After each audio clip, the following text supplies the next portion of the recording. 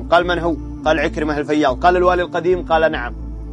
وأما أنا فمتنازل عن هذه الإمارة يا سليمان بن عبد الملك، وبها ترجع صاحبها.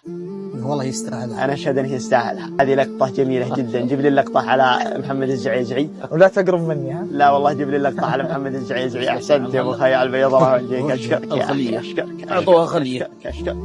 الشاهد من الكلام يا طوال العمر أن الرجل لما وقف أمام سليمان بن عبد الملك قال: يا سليمان، أريد أن أصبح أحد الرجال المعروفين في هذه الجزيرة فقط، وعكرمة الفياض يعود إلى إمارته التي كان عليها. ثم قال عكرمة الفياض: والله لا تعود الإمارة إلي أبدا يا أمير المؤمنين، وإنها لا تصلح لخزيمة بن بشر. فكان كل منهم يعزم الثاني عليها. ويتبسم سليمان بن عبد الملك، فولى ذاك جزيرة أخرى وولى هذا الجزيرة القديمة التي كان عليها. ثم عادوا من عنده وكل منهم وال على جزيرة.